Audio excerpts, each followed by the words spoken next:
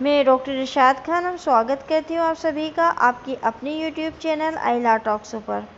दोस्तों, आज मैं आपको भारतीय दंड संहिता आईपीसी की 1860 की जो धारा है 80, जिसमें विधिपूर्ण कार्य करने में दुर्घटना के विषय में बताया गया है, आज मैं आपको उसके बारे में बताऊंगी।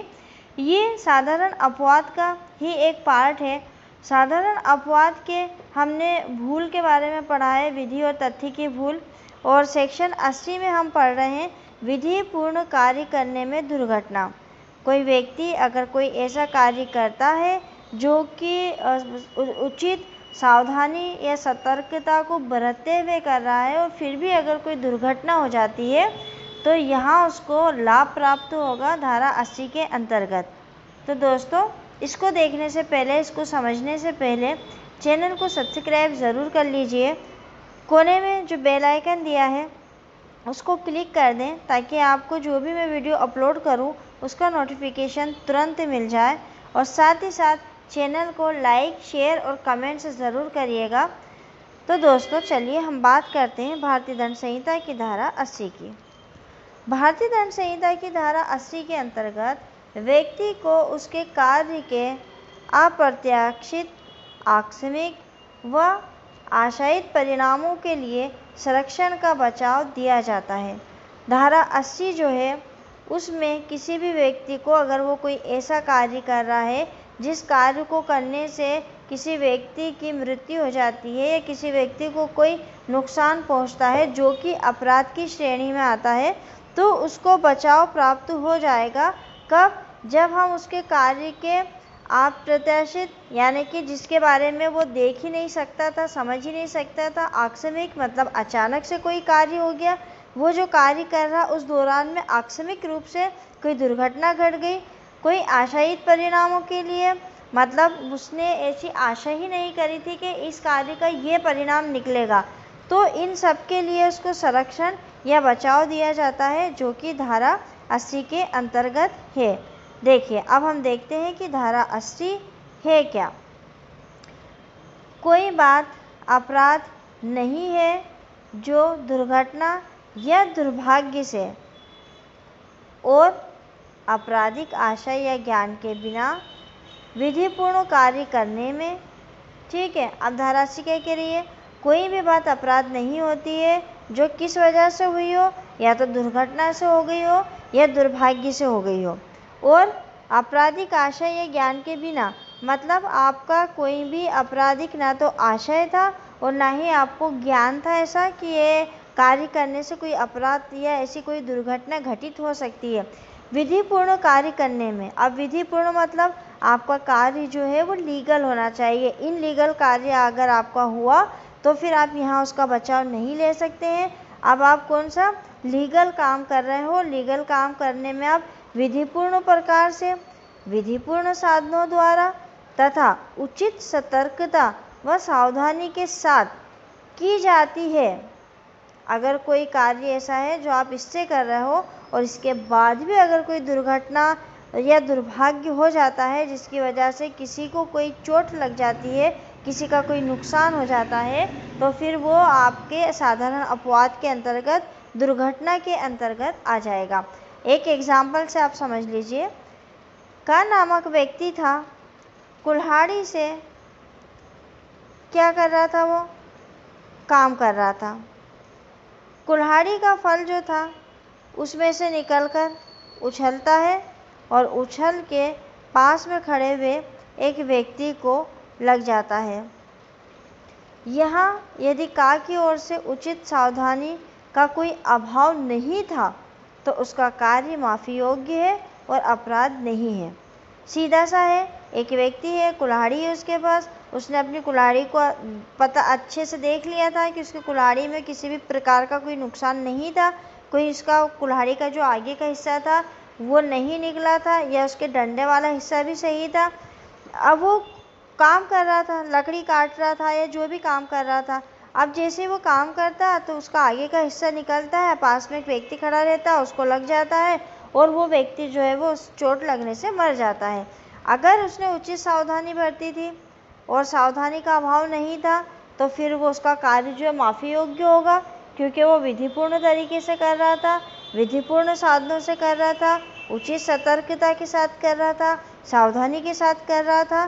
तो ये जो कार्य हुआ था ये दुर्घटनावश हुआ था, दुर्भाग्यवश हुआ था, तो इसलिए उसको यहाँ बचाव मिल जाएगा। अब हम बार बार दो शब्दों का इस्तेमाल कर रहे हैं यहाँ पर, दुर्घटना और दुर्भाग्य। तो हम दुर्घटना और दुर्भाग्य को भी समझ लेते हैं कि दुर्घटना क्या होती है और दुर्भाग्य क्या होता है। देखिए, दुर्घटना का अर्थ वह घटना जो मामूली अनुक्रम से परे घटित हो, सामान्य प्रज्ञावान व्यक्ति पूर्वानुमान न कर सके अथवा बचाव के लिए पूर्व व्यवस्था न कर सके। दुर्घटना एक ऐसा कार्य होता है जो कि मामूली अनुक्रम से परे होता है, आप जो कर रहे हो उससे हट के होता है। और एक सामान्य प्रज्ञावान व्यक्ति जिसको कि ये पता ही नहीं होता है कि ये कार्य कैसे घटित हो रहा है, उसको अनुमान भी नहीं लगा सकता है कि ये कार्य, ये घटना घट सकती है। तो अगर उसको पता हो तो वो पहले से उसका बचाव कर ले। तो ये दुर्घटना होती है जो कि अचानक से हो जाती है और जैसा आप काम कर रहे हो उससे हट के होती है। तो वह घटना जो मामूली अनुक्रम से परे घटित हो, कोई भी सामान्य प्रज्ञावान व्यक्ति पूर्वानुमान ना कर सके अथवा बचाव के लिए पूर्व व्यवस्था ना कर सके, तो वो कहलाती है दुर्घटना। अब हम बात करते हैं दुर्भाग्य की, कि दुर्भाग्य जो है वो हम किसे कहते हैं। देखिए, जहाँ दुर्घटना अप्रत्याशित है वहीं दुर्भाग्य अप्रत्याशित होने के साथ साथ अवांछनीय भी है। मतलब दुर्घटना क्या है, अप्रत्याशित है, जिसकी आप आशा नहीं करते हो लेकिन संभावना होती है कि ये घट सकती है। पर दुर्भाग्य क्या होता है, इसकी आप आशा भी नहीं करते हो कि ऐसा कुछ हो सकता है और आप दुर्भाग्य का होना चाहते भी नहीं हो कि आपके साथ कोई दुर्भाग्यपूर्ण कार्य हो।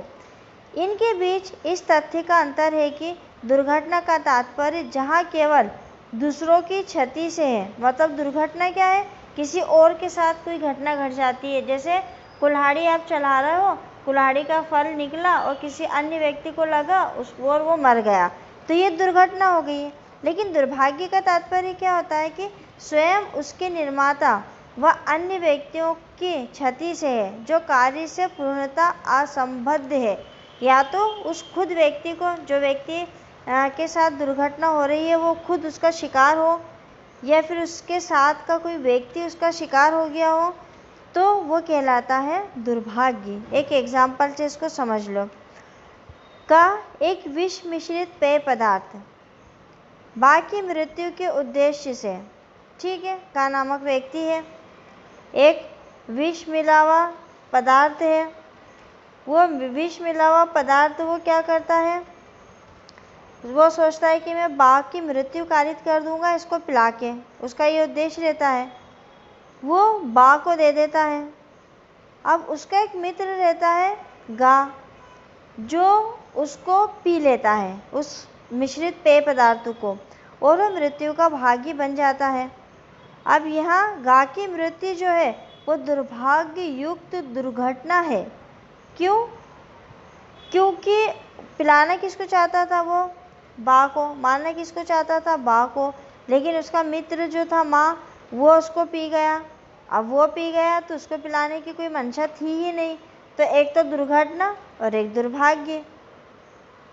तो यहाँ पर क्या हुआ कि दुर्घटना और दुर्भाग्य से जो गा था वो उसको पी गया। यहाँ पर गा जो है वो उसकी मृत्यु हो जाती है, तो उसकी मृत्यु जो है वो दुर्भाग्य युक्त दुर्घटना कहलाएगी। यहाँ किंतु का को दुर्घटना के कार्य की क्षमा नहीं मिलेगी। क्यों नहीं मिलेगी? क्योंकि उसने अपराध किया था, उसका कार्य विधिपूर्ण नहीं था। तो आपको धारा 80 का लाभ तभी प्राप्त होगा जब आपका कार्य विधिपूर्ण होगा। हमने परिभाषा में पढ़ा है कि विधिपूर्ण कार्य होगा तो ही आपको इसका लाभ मिलेगा। अब यहाँ तो उसने जानबूझ के दिया था, तो यहाँ उसको जो है इसका लाभ प्राप्त नहीं होगा। धारा 80 के आवश्यक जो तत्व हैं हम उसको देख लेते हैं। यदि कोई व्यक्ति धारा 80 का बचाव लेना चाहता है तो उसे निम्न तत्व सिद्ध करने होंगे। पहला, यह कृत्य दुर्घटना या दुर्भाग्य है। जो कार्य हुआ है यह दुर्घटना से हुआ है या दुर्भाग्य से हुआ है। वह किसी आपराधिक आशय या ज्ञान के साथ नहीं किया गया है। ठीक है, वह वैध कार्यों का परिणाम था और वह वैध कार्य विधिपूर्ण रीति से, विधिपूर्ण साधनों से तथा उचित सतर्कता व सावधानी के साथ किया गया था। जो हमारे डेफिनेशन है उसी के ये आवश्यक तत्व हैं। इसको और एग्जाम्पल से आप देख लो कि यदि क्रिकेट के खेल में मनुष्य के सिर से या सिर में एक गेंद टकराती है और वो व्यक्ति मर जाता है तो उसे केवल दुर्घटना माना जाएगा। ठीक, अगला हम एक प्रमुख वाद इसके देख लेते हैं, शकूर खान बनाम राज्य। इस वाद में कई लोग थे जो जंगली सुअरों का शिकार करने गए। दुर्घटनावश एक का किया गया फायर दूसरे को लगा और दूसरे की मृत्यु हो गई। वहाँ धारा 80 का उसको बचाव प्राप्त होगा। और दूसरा अगर हम एग्जाम्पल देखें तो जोगेश्वर बनाम एम्परर। ये लाठी से एक व्यक्ति को मार रहा था। उसकी पत्नी जो बच्चा लिए खड़ी थी बचाने के लिए बीच में आ गई और एक लाठी बच्चे के सिर को लगी जिससे बच्चे की मृत्यु हो गई। अभियुक्त का कार्य विधिपूर्ण कार्य नहीं था, इसलिए धारा 80 का बचाव उसे नहीं प्राप्त होगा। अब उसका कार्य विधिपूर्ण कार्य क्यों नहीं था? क्योंकि वो किसी को लाठी से मार रहा था और उसको ये ज्ञात था कि लाठी से मार रहा मतलब कि किसी व्यक्ति को या तो घोर क्षति हो सकती है, साधारण क्षति हो सकती है या उसकी जान भी जा सकती है। तो यहाँ उसको इस चीज़ का लाभ नहीं मिलेगा क्योंकि उसका कार्य जो था वो विधिपूर्ण नहीं था। तो धारा 80 से ये स्पष्ट हो जाता है कि यदि कोई व्यक्ति दुर्घटना या दुर्भाग्य का बचाव लेना चाहता है तो उसे धारा 80 के सभी आवश्यक तत्वों को सिद्ध करना आवश्यक होता है। किसी भी एक तत्व की अनुपस्थिति में दुर्घटना या दुर्भाग्य को प्रतिरक्षा के रूप में स्वीकार करने से मना किया जा सकता है। जो आवश्यक तत्व हमने इसके बताए हैं वो सारे के सारे उसको सिद्ध करना होंगे। दोस्तों, वीडियो पसंद आता है तो कमेंट से ज़रूर करिएगा, लाइक शेयर तो करिएगा ही सही। और मिलते हैं बहुत ही जल्द अगले वीडियो में एक नए टॉपिक के साथ। तब तक के लिए शुक्रिया, धन्यवाद।